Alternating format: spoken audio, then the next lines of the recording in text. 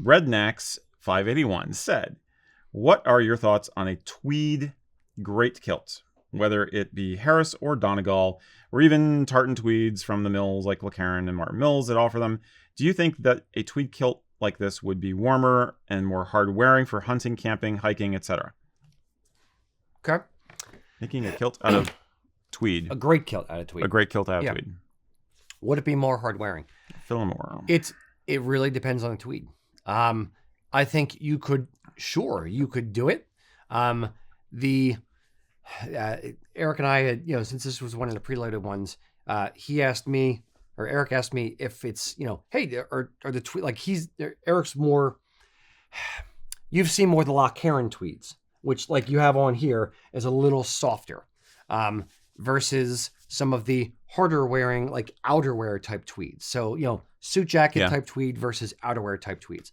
There are different levels of hardness. I'm not going to say hardness, but like, durability. Yeah, stiffness. Yeah, stiffness, durability, hardness versus softness. Tightness of weave. Tightness of weave, exactly.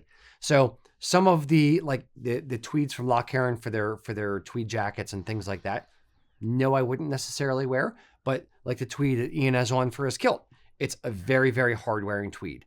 There's some tweeds from the Isle Mill. There's some tweeds from Batley's has some tweeds. There's a bunch of different tweeds. So there's like suiting jacket type fabrics versus tweed outerwear, walking through the brush, on a grouse hunt. Yep. I was about to say grouse hunting. Yep. Yeah. So something a little bit more towards that end of it, yes, I think could work well. Yeah. Now it's going to be heavy. Right. And it's going to be stiff, reasonably stiff, compared to like 13 ounce or, like House of Edgar cloth or something like that. Could it work? Sure. It really depends on the tweed, and the coloring and the pattern and that kind of stuff. I don't think the coloring or pattern really matter much, but for a great kilt. Yeah, for a great kilt, we're assuming we're not trying to do anything historic here. We're just like, we want the real world application benefits of a great kilt. And yeah, I think it would be very effective, but I think it could also be a little harder to wear because great kilt's not a small amount of fabric. And the idea of bunching all that up to wear it when you're not deploying it as a blanket or as a rain cover, it would excel for those. But for wearing it open, shall we say, just on the shoulder or whatever, when you're not in a bad weather situation, I think could get a little uncomfortable. I think it could be. I don't know. It could be a bit much. It depends. Just like tartan cloth, there's different weights of tweeds from let's say 10 ounce up to 18 ounce. Something 18 ounce meant for outerwear. It's a little bit scratchier.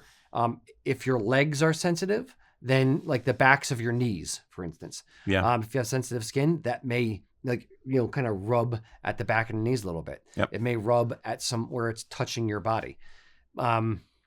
But yeah, somebody asked us a while ago, what would be the best tartan to wear as a great kilt for hunting to blend in for camouflage with the heather and things. And I said in that video, tweed may actually work depending on the tweeds. You can match the natural colors. Yeah.